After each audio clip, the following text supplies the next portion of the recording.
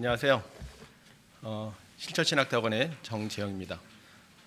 올해도 이렇게 또 새 기관이 공동으로 조사 발표 세미나를 갖게 돼서 감사하게 생각하고요.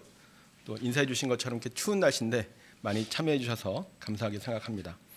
저희들이 매년 이제 그 조사 주제를 같이 의논해서 정하고 있습니다만 올해는 뭐 아시는 것처럼 한국 교회가 위기 상황이라는 얘기들을 이제 오랫동안 해왔었는데요. 통계로도 이제 그런 부분들이 많이 나타납니다. 올 연초에 한목협에서 발표를 했습니다만 전체 이제 개신교 신자 수가 많이 줄어서 지난번 그 인구 센서스에서는 이제 개신교가 1위 신자 수 1위 종교가 됐습니다만 지금 다시 이제 불교에 1위 자리를 내주고 2위가 됐고요. 또 가나안 성도가 또 급증을 해서 5년 전에 발표해서 23%였는데 지금 29%로 늘어났죠. 전체 개신교 신자들 10명 중에 3명은 교회에 출석하지 않는다 이런 통계입니다. 뭐 위기의 양상은 다양하고 요인도 매우 복합적이기 때문에 그것을 뭐 어느 한두 가지로 설명하기 어렵고요.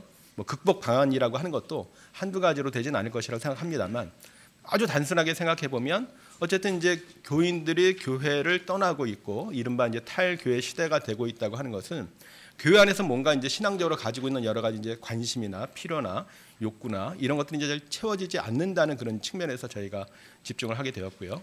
그렇다 지금 이제 코로나 이후 시기를 경험하고 있는데 지금 이 시대에 성도들이 가지고 있는 필요들, 신앙적인 필요는 무엇인가? 그것이 교회 안에서 얼마나 충족되고 있는가? 이런 관점으로 저희가 조사를 진행하고 오늘 발표를 하게 됐습니다. 매번 발표할 때마다 이제 드는 부담감입니다만 저희가 조사할 때 뭐 이런저런 좀 질문들을 많이 하고 싶어서 문항을 되게 길게 많이 짜놓거든요. 그럼 이제 조사 보고서도 뭐 100페이지 훨씬 넘고 200페이지 이렇게 나오는데 그 내용을 정해진 시간에 다 소개해드리기가 쉽지는 않습니다. 그럼에도 불구하고 최소한 조사 내용이 뭔지는 알려드려야 되기 때문에 거의 뭐 한 문항도 빼놓지 않고 전체 내용을 이렇게 주어진 시간에 하려고 하다 보니까 슬라이드는 뭐 한 80페이지 되는데 짧은 시간에 하라는 그런 좀 부담감이 있습니다. 주요 내용을 중심으로 해서 빨리빨리 진행을 할 테니까 그 내용들을 잘 보시고 따라와 주시면 감사하겠습니다. 조사 목적은 방금 말씀드렸던 것처럼 한국교회 위기라는 얘기를 하고 있는데 이 상황에서 성도들이 가지고 있는 신앙적 욕구는 무엇인가를 좀 파악하려고 했고요. 목회의 다양한 영역에 대해서 조사를 해서 목사님들의 어떤 목회에 도움을 드리기도 하고 또 바른 신앙생활의 의미 이런 것들을 좀 찾아보려고 했습니다. 네, 조사 설계는 이렇게 표로 보시면 되겠습니다. 말씀드릴 게 많기 때문에 간단하게 넘어가겠습니다. 또 응답자 특성도 원래는 훨씬 더 길게 나와 있습니다만 화면에 들어가는 만큼만 짧게 이렇게 소개를 했고요. 참고로 보시면 되겠습니다. 네, 첫째 주제는 신앙생활과 일상생활에 대한 주제를 가지고 저희가 조사를 했는데요. 처음 교회 나간 시기를 물어봤습니다. 보시는 것처럼 모태신앙이 40% 가까이 나오고요. 또 초등학교 입학 전이라는 대답이 11.4%가 나오기 때문에 초등학교 입학 전이 거의 50%를 차지하고 있습니다.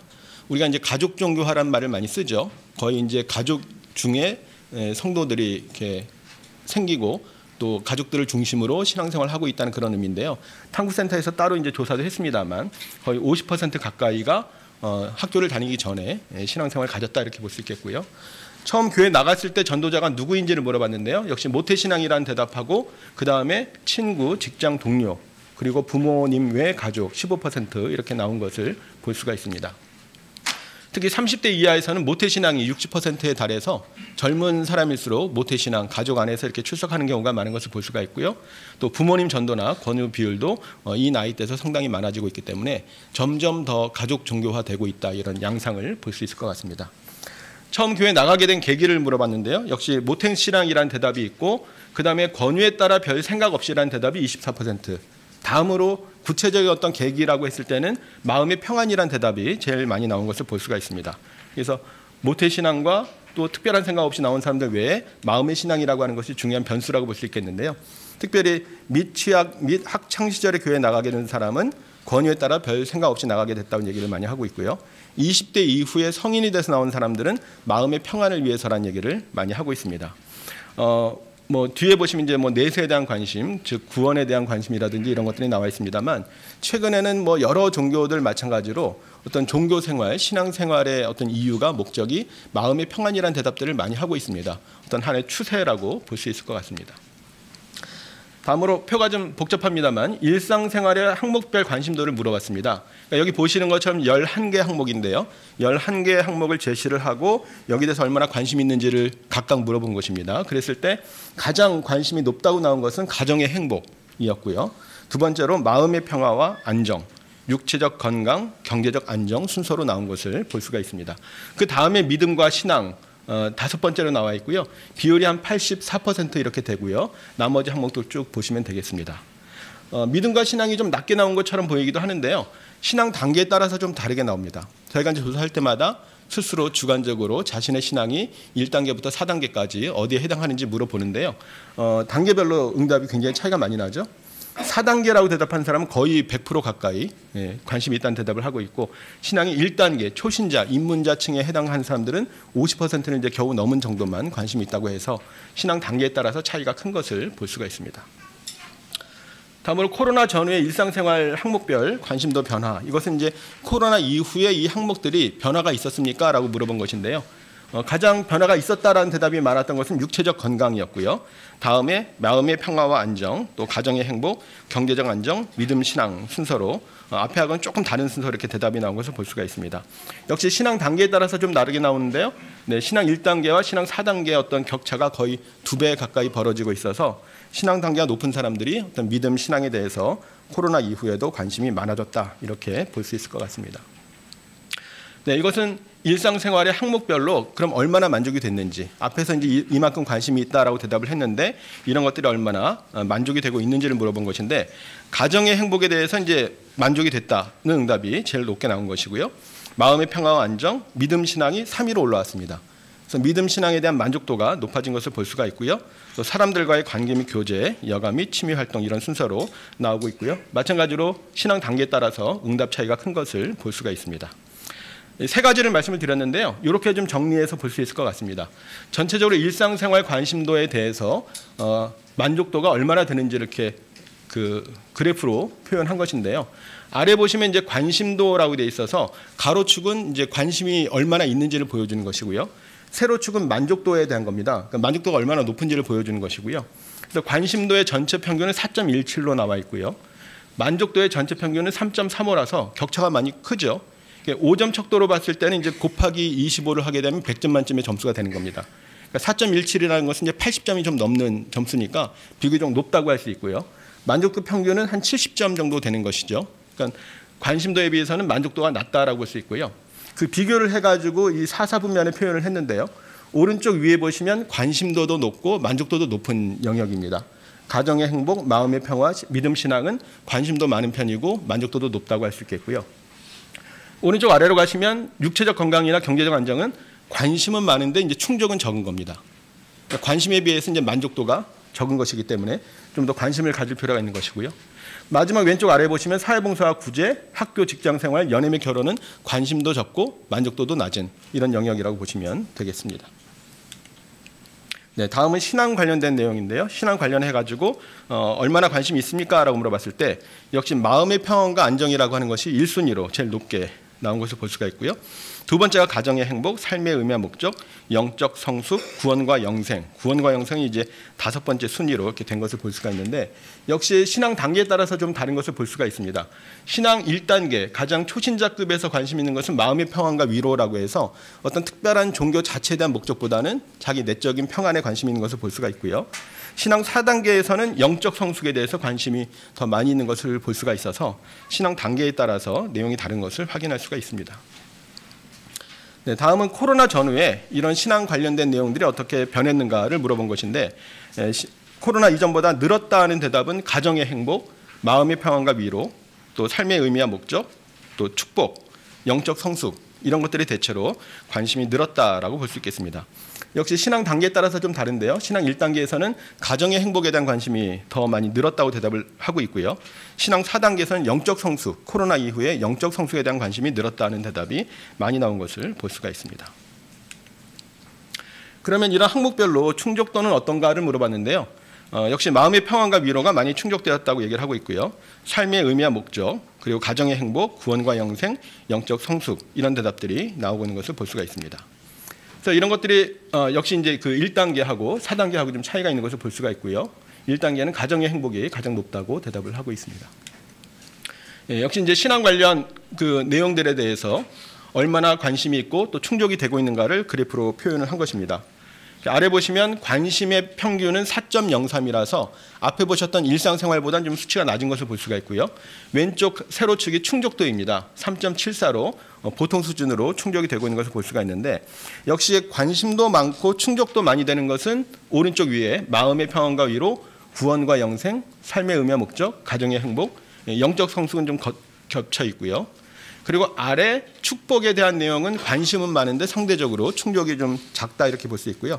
나머지 5개 항목은 관심도 적고 충족도 적은, 사람들과의 관계라든지 이웃에 대한 섬김과 봉사 이런 것들은 관심도 적고 충족도도 낮은 영역이라고 보시면 되겠습니다. 네, 전반적으로 이제 항목별로 좀 살펴보았고요. 다음에 생활에서 종교가 얼마나 중요한지를 물어봤습니다. 또 우리가 이제 분석할 때 종교를 중요하게 생각하는 사람과 그렇지 않은 사람 좀 비교하기 위해서 물어본 것인데요. 전체적으로 중요하다는 대답이 82%, 신앙인들이니까 대체로 중요하게 보고 있는 것을 알 수가 있고요. 5점 평균이 4.39, 아까 말씀드렸던 것처럼 이제 5점 만점의 점수이기 때문에 100점 만점으로 하면 이제 곱하기 20을 하면 되거든요. 이제 90점은 좀 안 되지만 80점이 넘는 비교적 높은 평균 점수를 보이고 있다고 할 수 있습니다. 이 중에서 중요하다고 대답한 비율은 남성보다 여성에서 높았고요. 연령이 높을수록 또 높아지는 경향을 보이고 있습니다. 그래서 20대에서는 57%만 중요하다고 응답을 하고 있고 40대 이상부터는 80대 후반으로 차이가 큽니다. 그럼 아시겠지만 우리나라 종교인 비율도 20대에서 가장 낮아가지고 20%가 채 안 됩니다. 우리나라 전체 20대에서 개신교, 불교, 천주교 포함해서 종교가 있다는 비율이 20%가 안 됩니다. 그러니까 젊은 사람일수록 종교에 대한 관심이 적고 종교에 대한 중요도를 낮게 본다고 볼 수 있겠습니다. 네, 다음 설교로 넘어가서 보도록 하겠습니다. 먼저 출석교회 목사님들이 어떤 내용의 설교를 주로 하십니까? 라고 물어본 것입니다. 저희가 보기를 하나님과 관련된 설교, 일종의 이제 수직적인 주제, 다음에 성도와의 관계, 교회 본질, 어떤 수평적인 관계를 보았고요. 그 다음에 이제 세상과 관련된 내용 3가지 부류로 저희가 제시를 했습니다. 그랬을 때 가장 많이 나온 응답은 하나님과 관련된 설교가 많다는 대답이 1순위하고 1+2순위 복수응답에서도 마찬가지로 나타났고요. 1순위만 본다면 이제 66%이기 때문에 거의 이제 압도적으로 이 설교가 많다 이렇게 볼 수 있겠습니다. 두 번째가 이제 성도와의 관계에 대한 내용이고 세상을 향한 설교와 큰 차이는 없었습니다. 비슷하게 두 번째, 세 번째 주제가 차지하고 있다고 보면 될 것 같습니다. 그렇다면 성도들이 원하는 설교는 어느 부분일까 물어보면 이제 앞의 내용과 크게 다르진 않습니다. 그래서 하나님과 관련된 설교가 역시 1순위에서는 가장 많이 나왔고요. 1+2순위로 보더라도 82%를 차지하고 있고요. 그 다음에 세상과 관련된 설교, 그 다음에 성도와 관계된 설교들이 그 앞에하고 이제 순위는 좀 바뀌었습니다만 크게 의미 있게 차이가 난다고 보기는 좀 어려울 것 같습니다. 부류에 따라서는 다른데요. 여성과 30대에서는 하나님과 관련된 설교를 더 선호하는 경향이 나타났고요. 20대하고 신앙 1단계에서는 세상과 관련된 내용들, 역시 20대하고 또 남성 경우에는 성도와의 관계에 대해서 좀 더 설교를 듣길 원한다, 이런 응답이 많이 나왔습니다. 그 다음에 좀 더 구체적으로 출석하는 교회 목사님의 설교 주제가 어떤 것인지를 물어봤습니다. 보기는 저희가 만들어서 이렇게 쭉 제시를 한 것이고요. 그랬을 때 믿음과 순종에 대한 주제라는 내용이 가장 많이 나왔습니다. 1순위로 보더라도 27%, 그리고 복수응답으로 3순위까지 보았을 때 60% 가까이 믿음과 순종이라는 대답이 나왔고요. 그 다음에 하나님의 축복, 형통한 삶, 또 가정, 학교 일터에서 그리스도인의 생활 등의 순서로 나타나고 있습니다. 교인 수에 따라서 좀 차이가 있었는데요. 교인 수가 50명 미만인 대체로 작은 교회에서 믿음과 순종이 좀 더 강조되고 있고, 교인 수가 50명 이상이 되는 조금 더 규모가 있는 교회들에서는 복음 전도와 해외 선교가 상대적으로 높게 나온 것을 볼 수가 있습니다. 그렇다면 이 가운데서 원하는 설교 주제가 무엇입니까? 라고 물어봤을 때 하나로 두드러지는 않고요. 앞에 3가지가 비슷하게 나왔습니다. 하나님의 축복, 위로와 평안, 믿음과 순종. 복수응답으로 보더라도 비슷하게 나타났고요. 단수응답으로 보면 이제 기도응답은 좀 낮게 나왔고 그 다음 항목들이 좀 상대적으로 높게 나왔다 볼 수 있는데요. 역시 부류에 따라서 좀 차이가 있었습니다. 종교 중요도가 낮다고, 종교가 중요하지 않다고 생각한 사람, 또 신앙 1단계에서는 주로 위로와 평안, 좀 어떤 신앙의 본질과는 조금 다르다고 볼 수 있겠습니다만 이런 주제에 관심이 있었고요. 종교 중요도가 높다고 한 사람들은 믿음과 순종을 좀 더 중요하게 대답을 했고요. 남성들은 가정, 학교 일터에서 그리스도인의 생활, 20대는 고난과 인내, 또 사랑의 공동체, 또 남성들은 또 나머지 2개 항목에 대해서도 비교적 높은 관심을 보이고 있는 것을 볼 수가 있습니다.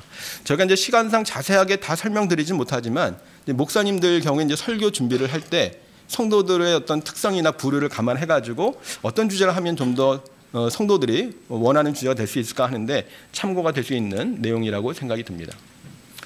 그렇다면 앞에 보여드렸던 것처럼 설교 주제별로 욕구가 있고 또 실제로 많이 듣는 설교의 차이가 어떤가를 이렇게 그래프로 표현을 한 것입니다. 그렇게 보았을 때 위로와 평화는 가장 원하는 설교로서 이제 많이 대답을 했는데 실제로 듣는 설교로는 적은 거죠. 그러니까 그 갭이 좀 큰 겁니다. 이런 설교를 많이 듣고 싶은데 교회에서는 이렇게 많이 듣기 어렵다는 얘기를 하는 것이고요. 반대로 믿음과 순종은 원하는 어떤 그 설교 주제보다도 실제로 교회에서 더 많이 듣는 겁니다. 원하는 것 이상으로 교회에서 많이 듣는 설교인 것이죠. 여기서는 좀 이따 우리가 토론을 해야 되겠습니다만 목사님들께서도 좀 고민을 하셔야 될 부분인 것 같아요. 말하자면 이제 성도들이 원하는 설교를 해주는 게 좋은 설교냐, 뭐 이런 근본적인 질문이 있는 것이죠. 듣고 싶지 않아도 중요하면 또 해야 되는 것이고, 여긴 좀 신학적인 목회적인 좀 토론이 필요할 것 같은데 일단 조사 결과는 이렇게 나왔다는 것을 참고로 보시면 좋을 것 같습니다. 네, 다음으로 물어본 것은 이제 설교 만족도입니다. 목사님 설교에 만족하십니까? 라고 했을 때 자기 교회 목사님이죠. 만족한다는 대답이 73%, 평균 점수는 4.0이 나왔습니다. 어떻게 봐야 될까요? 높은 건가요? 낮은 건가요? 네, 보기에 따라서 해석은 다양합니다만 73%면 뭐 아주 높다고 보기는 어려울 것 같고요. 5점 점수가 4점이니까 100점 만점으로 80점입니다. 아마도 강의평가 기준으로 보면 여기 교수님들도 몇 분 계실 텐데 강의평가 이렇게 나오면 나쁜 건 아닙니다. 대체로 학생들이 이 정도를 주면 나쁜 건 아닌데 목사님들 계시죠? 어떻게 생각하십니까? 만약에 본인 교회 성도님들이 이렇게 매겼다고 하면 실망 많이 하실 겁니다. 실제로 저희 학교에서도 수업 시간에 한번 이렇게 실습을 해봤는데 요것보다는 좀 높게 나왔는데도 목사님이 굉장히 상심을 하셔가지고 다 내 설교 듣고 은혜 받았다고 했는데 좋다고 했는데 당연히 90% 넘을 줄 알았는데 낮게 나온 거예요.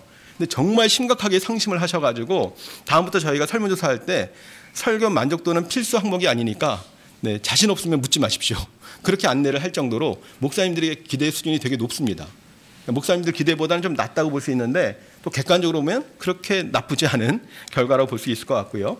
만족도는 남성보다 여성에서 높고요. 20대에서만 50%대로 낮게 나와서 20대들이 이제 설교 만족도가 낮은 것을 볼 수가 있고요. 신앙 단계가 높을수록 만족도도 높아지는데 지금 뒤에서 보시는 거의 모든 항목에서 신앙 단계에 따라서 만족도나 뭐 이런 것들이 되게 높아지는 것을 일관성 있게 보실 수가 있습니다. 그러면 설교에 왜 만족하십니까? 만족하는 이유가 무엇인지 물어보니까 앞에 4가지가 거의 비슷하게 나왔습니다. 1순위만 놓고 보면 예수와 복음에 충실하다라는 대답이 제일 많이 나왔고요. 2순위까지 합치면 설교에 은혜와 감동이 있다. 또 예수와 복음에 충실하다. 깊이 있게 연구하고 묵상한 설교다. 또 메시지가 명확하다. 이해하기 쉽다. 이 4가지가 대체로 높게 나왔고요. 1순위만 본다면 예수와 복음에 충실하는 대답이 좀 더 강력하게 만족하는 이유라고 볼 수 있겠고요. 단계별로 조금 다른데요. 4단계에서는 예수와 복음에 충실하다는 것을 되게 만족하는 이유로 많이 대답을 했고요. 1단계에서는 설교가 이해하기 쉽다. 아무래도 이제 신앙이 연륜이 깊지 않은 사람들은 설교가 좀 명확하고 이해하기 쉬운 것을 선호한다고 볼 수 있겠습니다. 그렇다면 만족하지 않는 이유는 무엇입니까? 라고 물어보니까 1순위로 나온 것은 설교가 은혜와 감동이 없다. 어쨌든 은혜가 안 된다는 게 제일 이제 뭐 포괄적인 표현이겠죠. 근데 2순위하고 같이 합쳐서 물어보니까 같은 비슷한 내용의 설교를 자주 한다. 이 내용이 불만족하는 가장 큰 이유로 나왔습니다. 3순위는 내 삶에 와닿지 않는 내용에 좀 추상적인 막연한 설교를 한다. 이런 대답이 많이 나왔고요. 신앙 단계별로 좀 다른데요. 역시 4단계는 비슷한 설교 자주 한다. 아마 교회를 많이 다녔겠죠. 어렸을 때 듣던 설교나 요즘에 듣는 설교나 비슷하다 뭐 이런 반응일 것이고요. 1단계는 일단 사례수가 적어서 일반화하기는 어렵지만 의외로 성경 본문에 충실하게 설교하지 않는다가 1단계에서 많이 나왔습니다. 그러니까 뭐 성경 본문을 읽었는데 내용은 별로 관계없네 뭐 이런 인상들이 있었던 것 같습니다. 사례수가 적어서 일반화하기는 좀 어렵습니다. 네, 저희가 이제 주제들이 많아서 설교는 이 정도로 정리를 하고요. 다음으로 성경 교육, 신앙 훈련에 대한 내용입니다. 교회 성경 교육이나 신앙 훈련이 있습니까? 이제 본인이 받은 게 아니라 교회 프로그램이 있습니까? 라고 했을 때 있다는 대답이 70% 가량 나오고 없다는 대답이 30%. 그런데 교인 수 규모에 따라서 다른데요. 500명 이상 중대형 교회에서는 더 높게 나타나서 아무래도 중대형 교회 이런 프로그램들이 많이 있는 것을 볼 수가 있습니다. 실제로 본인이 이런 것들을 받고 싶다고 생각한 경험이 있습니까? 라고 했을 때 했다가 70%, 그리고 평균은 2.83이니까 낮죠. 곱하기 20을 하면 60점이 안 되는 겁니다. 그러니까 이런 데 대한 관심이 그렇게 높지 않다라고 볼 수 있고요. 근데 40대 이상에서 훈련 욕구가 더 높게 나타났습니다. 젊은 사람들에 비해서.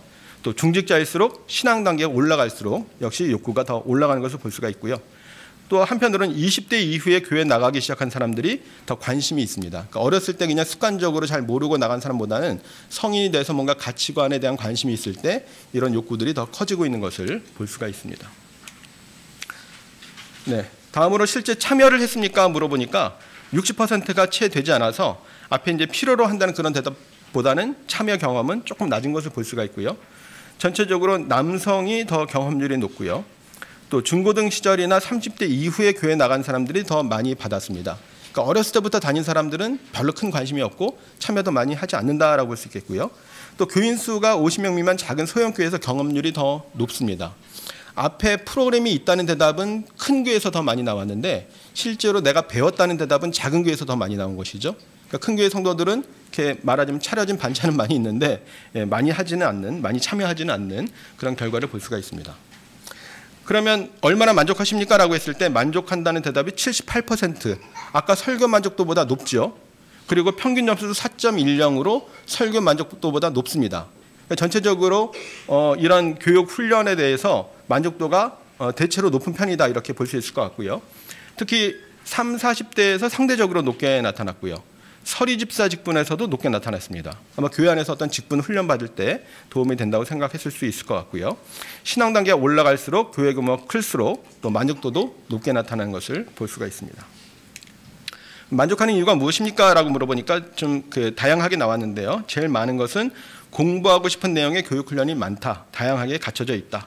또 두 번째로도 기회가 충분하다, 이런 내용들이 만족하는 이유로 나타났습니다. 만족하지 않는 이유는 사례수가 적어서 생략했고요. 그러면 교회에서 받고 싶은 교육이나 훈련 내용이 무엇입니까? 라고 했을 때 가장 많은 것은 성경을 알기 위한 체계적인 성경교육, 무엇보다도 성경 자체에 대해서 알고 싶다, 배우고 싶다는 대답이 제일 많이 나왔고요. 그 다음에 개인적인 영성을 기르기 위한 교육, 또 학교 일터에서 크리스천 마인드 관련된 내용이 높게 나왔습니다. 내용을 보시면 여성은 성경교육, 개인적인 영성에 대해서 관심이 많았고요. 남성은 기독교인으로서의 자세, 기독교인으로서 사회적 책임 이런 데 관심이 많았고요. 또 연령이 높을수록 성경 교육에 대한 욕구가 많은 것을 볼 수가 있습니다. 연령별도 좀 차이가 있어서 참고하시면 되겠고요. 마지막에 보시면 성경 교육은 모태 신앙인이 아닌 사람에게서도 높았고 기독교인의 자세에 대해서는 신앙 1단계에서 높은 것을 볼 수가 있습니다. 참여하지 않은 사람들에게 왜 참여하지 않았습니까? 라고 했더니 일정과 시간이 맞지 않았다가 압도적으로 높았습니다.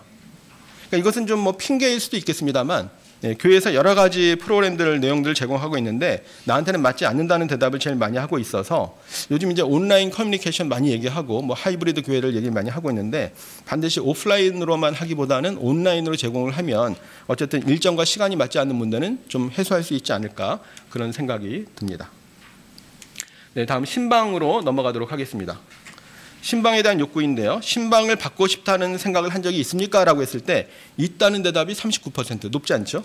없다는 대답이 60%로 신방을 필요로 한다는 대답을 이렇게 많이 하지 않은 것을 볼 수가 있는데 여성보다는 남성의 욕구가 더 높게 나왔고요. 직분이 높을수록 신앙 단계가 올라갈수록 욕구가 높아지긴 했는데 중직자도 받고 싶다는 생각을 한 적이 없다는 대답이 과반수였기 때문에 전체적으로 신방을 구체적으로 필요로 하지는 않는 것으로 볼 수가 있습니다. 최근에 이제 신방에 대한 관심이 많이 줄어든다는 얘기들 많이 하고 있어서 저희가 그것을 가지고 설문을 한 것이고요. 가정 신방을 한다고 하면 받겠습니까? 라고 했을 때 그래도 받겠다는 대답이 67%가 나왔습니다. 그러니까 필요하다는 생각은 많이 해보지 않았지만 그래도 교회에서 하면 받겠다 이런 대답이 있었고요. 받기 어렵다가 33%, 3분의 1 정도 나왔습니다. 역시 남성에게서 높게 나왔고요. 연령이 높아질수록 신앙 단계가 높아질수록 높게 나왔습니다. 좀 특이한 결과죠. 이따 아마 토론 때도 좀 더 얘기하게 될 것인데 왜 남성들이 더 신방에 대해서 관심이 있고 더 호의적일까? 좀 좀 이상한 결과일 수도 있습니다. 뭐 여러 가지 해석이 가능하겠습니다만 제가 하기 전에 페이스북에 이렇게 올려서 물어보기도 했는데요. 예, 되게 이제 남성들은 받아본 적이 없기 때문에 한번 신방이 뭔지 한번 받아보고 싶다 뭐 이런 것도 있을 수 있을 것 같고요. 가정에서 신방을 받으려면 준비를 많이 해야 되죠. 집도 치워야 되고요. 상차림도 해야 되고 이거 다 여성의 몫입니다. 여성들이 기뻐할 이유가 별로 없을 것 같고요. 네, 고개를 절레절레 흔드시는데요. 그리고 또 통계로 보면 그 미혼은 여성들이 많을 텐데 전체적으로 보면 기혼자에서 좀 더 호의적이고요. 관심이 있고 미혼자들은 별로 원하지 않는 대답이 많이 있었는데 아무래도 이제 미혼자층의 여성들이 많이 있을 테니까 그런 것도 좀 작용한 것으로 보입니다. 네, 신방받기가 어려운 이유가 무엇입니까라고 했을 때는 가장 많은 50%가 집을 공개하는 것이 부담스럽다. 요즘 이제 사생활을 다 중시하기 때문에 내 집을 보여주는 걸 좀 불편하게 생각하는 것 같고요. 많지 않지만 두 번째는 목회자와 친밀하지 않다. 이런 대답도 나왔습니다. 20대는 목회자와 친밀하지 않다는 대답이 많이 나왔고요. 또 시간이 없어서가 많이 나왔고요. 40대 이상에서는 집을 공개하는 것이 어렵다. 또 사례비 부담도 조금 더 많이 얘기를 했습니다. 그렇다면 성도의 신방이 필요합니까? 라고 물어보면 그래도 필요하다는 대답이 60%가 나옵니다. 그러니까 내가 구체적으로 받으려고 하는 마음은 별로 없지만 그래도 있으면 좋은 거 아니냐 뭐 이런 대답이 많이 나왔다고 볼 수 있겠습니다. 그래서 필요하다는 의견은 40세 이상에서 더 많이 나타났고요. 미혼자보다 기혼자가 더 많이 필요하다고 했고 신앙 단계가 높을수록 신방이 필요하다는 대답이 많이 나왔습니다. 네, 상담으로 넘어가 보도록 하겠습니다. 상담에 대해서 받고 싶다고 생각한 적이 있습니까? 라고 했을 때 있다는 대답이 절반이 좀 안 됐습니다.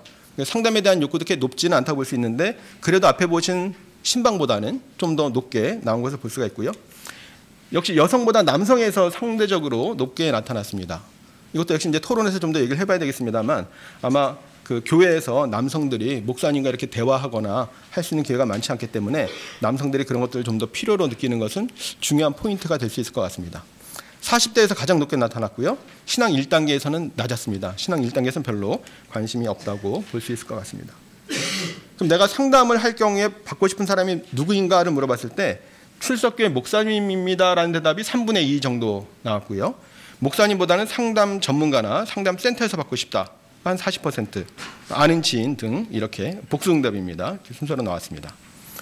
그중에서 출석교회 목회자를 뽑은 비율은 30대 이상에서 높았고요. 20대와 큰 차이가 있었는데 주로 20대와 30대는 상담 전문가나 병원 의사를 대답한 사람들이 많았고 20대에서는 지인이란 대답이 많았습니다. 20대는 다른 어떤 전문가보다도 그냥 아는 사람, 친구에게 받고 싶은 응답이 많았고요. 신앙 1단계에서도 상담 전문가라는 대답이 많이 있어서 목사님보다는 좀 그 전문가를 선호하는 경향을 보여주고 있습니다.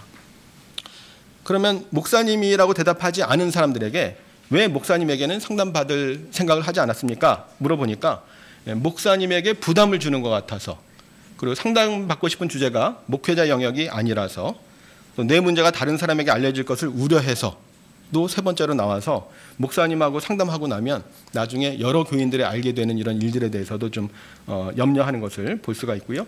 신앙 1단계에서는 이 주제가 목회자의 전문 영역이 아니다. 그러니까 신앙에 대한 상담이 아니라 아마 다른 일종의 뭐 인생 상담이나 뭐 이런 문제들에 대해서 목사님이 전문가가 아니라고 생각하는 경향이 있는 것 같습니다.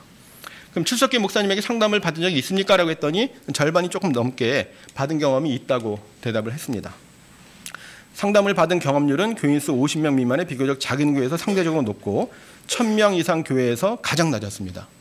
뭐 상식적인 이야기가 될 수 있겠습니다만 교인수가 많은 큰 교회에서는 목사님을 직접 만나서 대면할 기회가 별로 없고 상담받을 기회도 별로 없다는 것이고요. 작은 교회에서 오히려 기회가 많다는 것을 볼 수가 있습니다.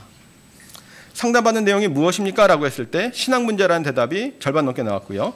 가족 문제가 45%, 인상의 진로 문제 순으로 나왔습니다.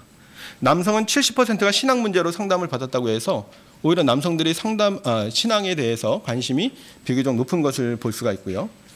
또 여성은 가족 문제 상담 비율이 상대적으로 높았고요. 신앙 1단계에서도 가족 문제에 대한 관심이 많았습니다. 그럼 출석교회 목사님이 상담할 때 태도가 어땠습니까? 라고 했을 때 상담할 때 경청하는 자세였다. 긍정적인 대답이 90% 넘게 나와서 목사님들이 태도가 좋다 이렇게 볼 수 있을 것 같고요. 두 번째로 나에게 공감하기보다는 가르치려는 태도를 보였다는 좀 부정적인 응답에 대해서 그렇지 않다가 70%였고요. 그렇다는 대답이 18%. 높지는 않지만 그래도 한 20%가량은 좀 부정적인 응답도 하고 있습니다. 또 상담하면서 실망하거나 상처를 받았던 대답도 많지는 않지만 15% 정도 나온 것을 볼 수가 있는데요. 20, 30대에서 이런 좀 부정적인 응답이 더 높게 나왔고요. 신앙 단계가 낮을수록 또 동의율이 높았고요. 그래서 목회자가 젊은 세대나 초신자들과 상담할 때 좀 더 신중하게 할 필요가 있다는 것도 볼 수가 있습니다. 상담 후의 태도에 대해서 물어봤는데요. 상담한 후에도 상당히 관심을 가졌다. 긍정적인 응답이 91%가 나와서 관심을 계속적으로 갖는 것을 볼 수가 있고요. 그런데 목회자와 상담한 내용을 다른 교인이 알고 있었다도 14%가 나왔습니다. 높진 않지만 어쨌든 목사님이 다른 교인들을 만나면서 어쩌면 사모님에게도 얘기를 하면서 이렇게 건너서 약간 소문이 나는 경우도 있는 것 같습니다. 교인수 500명 이상의 교회에서 또 신앙 단계 낮을수록 비율이 높아서 큰 교회에서 조금 더 이런 경향이 있는 것이 아닌가 추론해 볼 수 있을 것 같습니다. 목사님과의 상담을 통해서 얼마나 도움이 되었습니까? 라고 했을 때 문제 해결하는데 도움이 되었다가 절반이 넘었고요. 해결은 안 됐지만 위로와 힘이 되었다가 44%, 상당히 긍정적인 대답이 90% 이상 나온 것을 볼 수가 있었고요. 특별히 신앙 단계가 높을수록 문제 해결에 도움이 되었다. 이렇게 긍정적인 대답이 많이 나오는 것을 볼 수가 있습니다. 그렇다면 목사님에게 상담받지 않은 이유가 무엇입니까? 라고 했을 때 이런 문제로 상담이 해도 되나 하는 생각이 들어서 그 다음에 목회자에게 부담을 주는 것 같아서 좀 낮지만 목회자와 친밀하지 않아서 순으로 나왔습니다.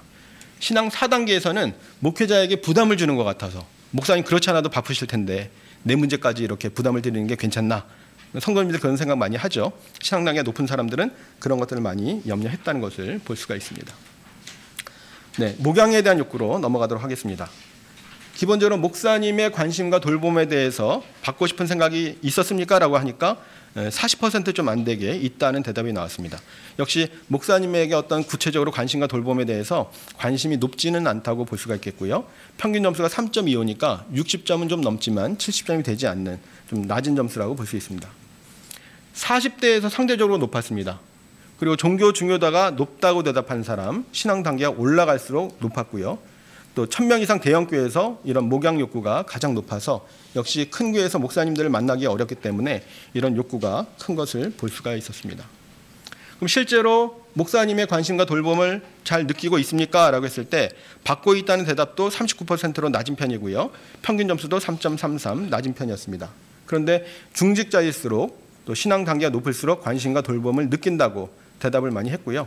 또 교인수 50명 미만 소형교회에서 느낀다는 대답이 절반을 넘어서 작은 교회에서 훨씬 더 목사님의 어떤 돌봄과 관심을 잘 받고 있다는 대답이 많이 나온 것을 볼 수가 있습니다.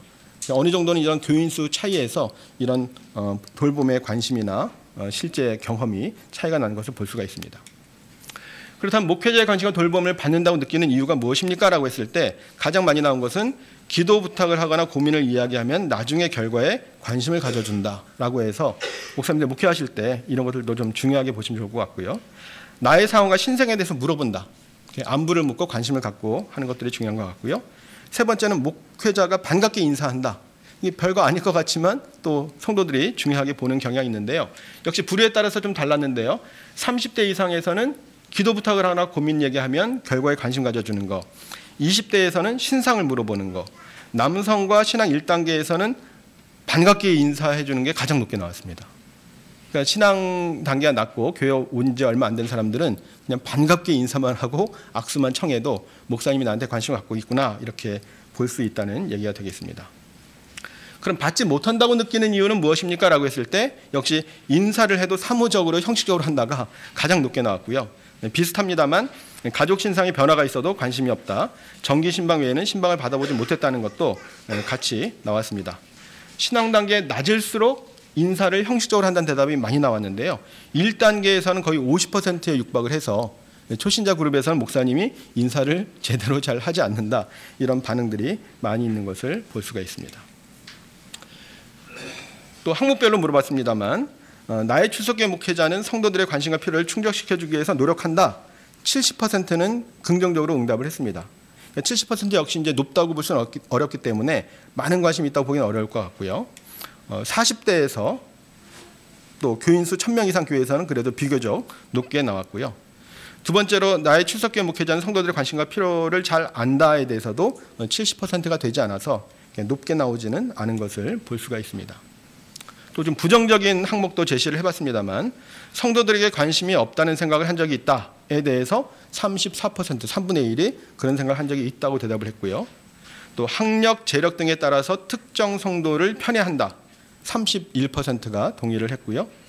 또 목회자가 성도들에게 대접만 받으려고 한다는 생각을 한 적이 있다도 30% 나오고 있어서 부정적인 인식이 아주 높진 않지만 한 3분의 1가량은 그 생각을 한 적이 있다라고 하는 것을 볼 수가 있고요. 세 항목 모두에서 남성에게서 높게 나타났고요. 또 20대하고 60대에서도 높게 나타났고요. 직분이 높을수록 또 높게 나타났고 교회 규모가 클수록 부정적으로 대답을 많이 해서 참고하시면 좋겠습니다.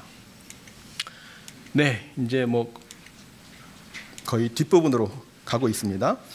목회자 자신에 대한 이제 욕구인데요. 출석교회 목회자가 갖춰야 할 요소는 무엇입니까? 무엇이 중요합니까? 라고 해서 3순위까지 물어봤습니다. 1순위만 놓고 보면 인품과 인격이란 대답이 제일 많이 나왔습니다. 그러니까 목회자에게 가장 중요한 요소는 인품이다, 인격이다가 첫 번째로 나왔고요. 3순위까지 포함해서 물어봤을 때는 성도에 대한 관심과 사랑이 더 높게 나왔고 인품, 인격, 설교 능력은 세 번째, 기도의 능력, 그밖에 다른 것들은 다 후순위로 나왔습니다. 남성은 주로 교회 비전 제시, 신령한 은사를 많이 꼽았고요. 여성은 성도에 대한 관심과 사랑을 많이 얘기했고 인격도 많이 얘기했습니다. 또 20대에서는 훈련 능력, 리더십 이런 것들을 좀 중시했고요. 작은 교회에서는 인품, 인격, 또 비교적 큰 교회에서는 성도에 대한 사랑 이렇게 좀 차이가 나타난 것을 볼 수가 있습니다. 그렇다면 출석교회 목사님들이 꼭 갖춰야 될 필수 요소가 무엇입니까? 라고 물어봤을 때 가르치고 훈련하는 능력이라는 대답이 제일 많이 나왔습니다. 얼마나 충족하고 있습니까? 얼마나 그 목사님이 이 요소를 충족시키고 있습니까? 라고 했을 때 가르치고 훈련시키는 능력이라는 대답이 제일 많이 나왔고요. 그 다음은 설교 능력, 기도의 능력, 성도에 대한 관심과 사랑, 그 다음에 인품, 인격이 필요로 하는 데서는 제일 높게 나왔는데 실제 충족에서는 이제 5순위로 나온 것을 볼 수가 있습니다. 네, 역시 남성, 여성 차이가 있었고요. 나이에 따라서도 좀 차이가 있는 것을 참고로 하시면 좋겠습니다. 네, 이것은 이제 이렇게 좀 비교를 해봤습니다. 앞에 보셨던 것처럼 성도들이 생각할 때 중요하다고 생각하는 것, 또 실제로 목사님이 충족시키고 있는 것을 비교해서 보면 가장 중요하다고 생각한 인품, 인격이 방금 말씀드렸던 것처럼 5위로 나와서 충족도가 높지는 않은 것을 볼 수가 있고요. 반면에 가르치고 훈련시키는 능력에 대한 기대는 5순위였는데 실제 교회에서는 가장 높게 나타난 것을 볼 수가 있습니다. 아마 목사님들이 이 부분에 더 많이 신경을 쓰고 있다 이렇게 봐도 틀리지 않을 것 같습니다. 그렇다면 혹시 출석교회 목사님에 대해서 특별히 이것은 큰 문제가 된다, 결격 사유가 될 수 있다라고 생각하는 것은 무엇입니까? 라고 물어봤을 때 역시 제일 많이 나온 것이 인품, 인격이라고 나왔습니다. 그 다음에 성도에 대한 관심과 사랑이 부족한 목회자, 설교 능력이 부족한 목회자. 그래서 아마 목사님들 대부분 설교를 중요하게 생각하실 것 같은데 이번 조사에서는 설교가 그렇게 아주 중요한 또는 가장 중요한 요소는 아니다라는 것으로 나오고 있어서 사실은 이걸 어떻게 해석을 해야 될까라는 게 좀 고민이 되긴 합니다. 왜냐하면 현장에서 느낄 때는 설교를 되게 중요하게 느낀다고 생각을 하고 있는데 결과에서는 그렇게 나오지 않았기 때문에 이게 정말 솔직한 생각인지 아니면 설문조사에 대해서 뭔가 좀 의도를 가지고 답한 건 아닐지 뭐 이런 것도 사실은 조금 고민이 되긴 합니다. 어쨌든 그 결과를 가지고 자격 요건 대 결격 사유를 비교를 해보면 인품, 인격을 가장 중요하게, 그러니까 자격 요건으로서도 중요한 것이고 결격 사유로서도 문제가 된다고 했을 때 인품, 인격이 무엇보다도 중요하다. 뭐 이것이 중요하긴 중요할 것 같습니다. 일단 목회자에게 인격적으로 실망하거나 그런 경우는 좀 어렵다고 생각이 들고요. 다음으로 성도에 대한 관심과 사랑이 이 두 가지가 가장 기본적으로 중요하다라고 하는 것이고 설교는 3순위로 나타나고 있다. 그 나머지는 상대적으로 크게 중요하지 않다. 학력 수준, 박사학위 이런 것들은 가장 낮게 나왔습니다. 주변에 이렇게 얘기를 해보니까 뭐 그걸 대놓고 중요하다고 얘기를 하진 않는데 또 은근히 또 중요하게 본다. 그건 기본으로 깔고 본다. 뭐 이렇게 얘기를 하고 있어서 이게 정말 안 중요한지 이렇게 조사했을 때는 가장 낮게 나온 것을 참고로 보시면 좋을 것 같습니다. 이성적인 목회자는 어떤 이미지입니까? 라고 했을 때 이런 결과가 나왔습니다. 섬김의 종입니다. 라는 대답이 제일 많이 나왔고요. 그 다음에 설교가라는 대답이 그 다음 전도자, 제사장 순위로 나왔습니다. 목사님들 계실 텐데 목사님들 생각하고 좀 맞는지 모르겠습니다. 한목협에서 올 초에 발표했을 때 똑같은 문항을 질문했습니다. 저희도 비교하기 위해서 똑같은 질문을 줬는데요. 목회자 조사에서는 설교가라는 대답이 50%가 넘었습니다. 목사님 스스로 정체성은 나는 설교하는 사람이다. 설교 잘하는 사람이 이상적인 이미지를 갖고 있다고 생각하는 것이고요. 목회자 조사에서 섬김의 종은 15%로 낮게 나왔습니다. 성도들이 기대하는 것하고 목사님들이 생각하는 것 사이의 갭이 좀 큰 편이라고 볼 수 있겠습니다. 섬김의 종은 여성에게서 많이 나왔고요. 연령이 높아질수록 많이 나왔고 50대에서 많이 나왔습니다. 20대는 예언자, 선지자 대답을 좀 많이 하고 있었습니다.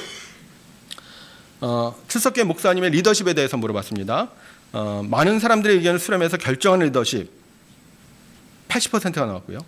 목사가 강하게 이끌어가는 리더십 20% 나왔습니다. 이것도 약간 좀 의외의 결과이긴 합니다. 되게 교회에서는 목사님들이 이렇게 뭐 말씀하시면 목사님이 정해서 말씀하시면 따르겠습니다. 순종하겠습니다. 이런 분위기가 강하다고 하고 목사님이 너무 여러 사람 의견을 들어서 결정하려고 하면 좀 우유부단하다. 리더십이 약하다는 평을 듣는다는 얘기를 많이 듣는데 이 결과에서는 좀 반대로 나온 것 같아서 이게 정말 솔직한 대답일지 좀 이렇게 해석이 좀 애매한 부분이 있습니다. 근데 남성하고 30대 이하에서는 강한 리더십을 선호하는 걸로 나왔습니다. 남성들이 군대를 갔다 왔기 때문에 그랬을까요? 또 30대 이하에서는 본인들이 아마 스스로 뭔가 결정하는 게 쉽지 않은 일종의 뭐 결정장애란 말도 합니다만 그런 좀 우유부단한 데에서 목사님이 좀 더 강하게 끌어주면 좋겠다는 생각을 많이 하는 것 같고 오히려 나이 많은 층에서는 기존의 목사님들의 리더십이 강해서 거기에 대한 불편함을 많이 느꼈기 때문에 오히려 이런 반응이 나오지 않았을까 그렇게 해석을 해볼 수 있을 것 같습니다. 출석교회 목사님에 대한 평가인데요. 나는 출석교회 목회자를 신뢰한다. 75% 동의했고요. 출석교회 목회자를 좋아한다. 70%가 조금 안 되고요. 출석교회 목사님을 본받고 싶다는 좀 더 낮은 것을 볼 수가 있습니다. 그러니까 조금 추상적으로 막연하게 신뢰한다는 대답은 어느 정도 나오고 있는데 좋아하냐 물어보면 좀 떨어지고요. 본받고 싶습니까 하면 더 떨어지는 것을 볼 수가 있습니다. 역시 신앙 단계와 비례하는 것을 볼 수가 있고요. 전반적으로는 그래도 나쁘지 않은 결과를 보여주고 있지만 20대에서 특히 부정적인 대답이 많이 나왔습니다. 20대가 전반적으로 만족도가 떨어지는 것을 볼 수가 있습니다. 그럼 출석교회 목사님에 대해서 어떻게 평가하십니까? 전엔 저희가 이제 주로 만족도 질문을 많이 하고 만족한다, 불만족한다 이렇게 했는데요. 뭐 그렇게 해도 크게 틀리진 않다고 생각합니다만 가끔 이렇게 피드백 주시는 분들이 아니 무슨 소비자 만족도도 조사하는 것도 아니고 목사에 대해서 만족한다, 불만족한다라고 하는 게 목사를 너무 상품처럼 대하는 거 아니냐 이런 피드백들이 좀 있어가지고 저희가 이제 질문을 좀 바꿨습니다. 긍정적으로 평가하십니까? 부정적으로 평가하십니까? 뭐 그게 그거긴 하겠습니다만 문구를 좀 바꿨고요. 그랬을 때 긍정적으로 평가한 대답이 73% 역시 나쁘진 않습니다. 그죠? 아주 높진 않지만 나쁘지 않고요. 평균도 3.99니까 거의 80점 가까이 돼서 나쁘지 않은 결과이고요. 20대에서는 부정적인 응답이 제일 많았습니다. 그리고 긍정적인 대답은 신앙 단계 또 교회 규모와 비례해서 나타나는 것을 볼 수가 있습니다. 네, 마지막입니다. 교회 성장에 대해서 어떻게 생각하는지 물어봤습니다. 건강한 교회는 양적으로 성장한다는 주장에 대해서 어떻게 생각하십니까? 65% 거의 3분의 2가 동의한다고 대답을 하고 있고요. 평균도 3.75 아주 높진 않지만 보통 수준으로 대답을 하고 있고요. 남성보다 여성에서 동의율이 높고요. 연령이 높을수록 높아지는 것을 볼 수가 있고 20대에서는 비동의율이 높은 것을 볼 수가 있습니다. 역시 신앙 단계가 높을수록 높아지는 것을 볼 수가 있습니다. 그러면 교회가 성장하는 게 중요합니까? 성숙하는 것이 중요합니까? 라고 했을 때 건강한 교회 만들기가 중요하다가 92%, 교회 성장은 8%로 낮게 나왔습니다. 그러니까 역시 이것도 좀 이렇게 답을 할 때 뭔가 정답을 찾는 그런 경향이 보이는 것 같습니다. 그냥 교회 성장이 중요하다라고 하면 뭔가 좀 의식이 없는 사람처럼 보일 수도 있잖아요. 익명으로 하는 거라도. 건강한 교회 만들기가 뭔가 좋은 답인 것처럼 보일 수 있기 때문에 좀 답이 많이 나온 것 같고요. 앞에 문항하고 연결해서 생각해 보면 건강한 교회를 만들면 그 다음에 성장할 수 있다는 생각이 좀 연결되어 있다고 볼 수도 있겠습니다. 그런데 20대에서는 교회 성장이 좀 높게 나왔어요. 20대가 오히려 이런 어떤 성공지향, 출세지향 이런 생각들이 좀 담겨 있는 것 같고요. 교인 수가 많은 교회에서도 상대적으로 교회 성장이라는 대답이 많이 나왔습니다. 그렇다면 교회가 감소할 경우에 그게 목사님의 책임입니까? 라고 물어봤더니 목사님의 책임이 있다는 대답이 60% 가까이 나왔습니다. 아주 높진 않지만 목사님 책임이 있다고 생각하는 것이고요. 평균도 3.6 정도 나왔습니다. 책임이 있다는 응답은 연령이 높을수록 높아졌고 60대에서 아주 높았고요. 직분이 높아질수록 또 응답률이 높아졌고요. 또 중대형 이상 교회에서 책임이 있다는 대답이 많이 나와서 이런 인식이 강한 것을 볼 수가 있습니다. 그래서 오히려 중소형 교회보다도 중대형 교회가 이미 규모가 있는 교회인데 교인 수 어떤 성장에 대한 어떤 압력, 압박 이런 것들이 좀 더 크다고 볼 수도 있겠습니다. 네, 설문조사 결과는 다 말씀을 드렸고요. 네, 결론 및 제언인데요. 요약은 앞에 다 말씀을 드렸기 때문에 다시 반복해서 말씀드리지 않고 제언 관련해가지고 정리하면서 몇 가지 말씀을 드리도록 하겠습니다. 신앙 욕구와 관련해서 만족도가 낮은 육체의 건강과 경제적 안정에 대해서 교회 관심이 좀 필요하다고 말씀을 드릴 수가 있겠습니다. 사실 육체 건강이나 경제 안정을 교회에서 뭐 이렇게 해답을 주기는 쉽지 않습니다만 최근에는 마을 돌봄이라든지 마을 주치의 제도라고 들어보셨습니까? 일반 병원에 가지 않아도 마을 공동체 차원에서 주치의를 정해서 이렇게 진료를 받을 수 있도록 해주는 그런 운동도 하고 있고요. 또 여러 가지 공동체 경제 활동에 대한 얘기들을 많이 하고 있기 때문에 교회가 여기에 참여한다면 어느 정도 도움을 줄 수 있을 것이라 생각이 들고요. 두 번째로 신앙 관련 관심도에서 마음의 평안과 위로가 많이 나왔고요. 또 가정의 행복과 같은 좀 개인적인 관점에서 많은 대답들이 나왔는데요. 이런 것들은 코로나 사태 이후의 어떤 불안감의 표현이라고 볼 수 있겠습니다만, 그러나 또 한편으로는 거룩하고 도덕적인 삶이라든지 이웃에 대한 관심, 사랑과 봉사 이런 것들이 중요하기 때문에 신앙의 균형을 이룰 수 있도록 도와주는 것도 중요하다고 볼 수 있겠습니다. 마찬가지로 원하는 설교 주제도 하나님의 축복, 위로, 평안 이런 개인적인 행복에 대한 내용들이 많이 있었는데 개인 차원을 넘어서 공동체와 사회에 대한 관심도 필요하다고 말씀을 드릴 수 있겠습니다. 네 번째로 성경교육 및 훈련을 원하는 비율은 높지 않았는데요. 앞에 보신 것처럼 받은 사람들은 대체로 만족하는 것으로 나타났기 때문에 성도들이 관심 갖는 주제, 특별히 이제 성경 자체에 대한 관심이 많았습니다만 또 교육과 훈련이 필요하다고 생각이 들고요. 신방을 원하는 비율이 매우 낮았고요. 상대적으로 상담을 원하는 비율이 높았기 때문에 전통적인 방식의 신방, 요즘에 이제 춘계 대신방, 추계 대신방 많이 좀 없어지거나 약해지긴 했습니다만 필요에 따라서 상담을 적절하게 하는 게 더 바람직하지 않겠는가 생각을 해보게 되고요. 그러나 상담 과정 중에 좀 부정적인 경험도 있었기 때문에 좀 신중하게 할 필요가 있다고 말씀을 드릴 수 있겠습니다. 여섯 번째로 목회자의 관심과 돌봄을 느끼는 경우가 낮았고 또 목양 태도에 대해서도 좀 부정적인 견해들이 있었기 때문에 이 부분에 대해서도 개선이 필요하리라고 생각이 듭니다.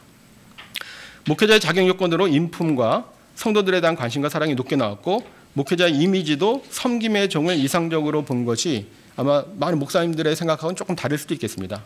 그런 점에서 단순히 설교하고 가르치는 것만 아니라 목양과 공동체적인 돌봄 이런 데서 좀 더 중요하게 생각할 필요가 있을 것 같습니다.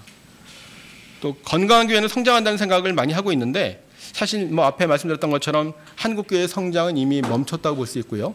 오히려 감소 추세로 돌아서고 있습니다. 그런데도 현장 목사님들 만나서 말씀을 들어보면 교인들 중에 장로님들 포함해서 그래도 성장하는 교회가 있지 않습니까? 이런 말씀들을 많이 하신다는 거예요. 여전히 이제 성장에 대한 어떤 그 압박이 있다고 하는 것이죠.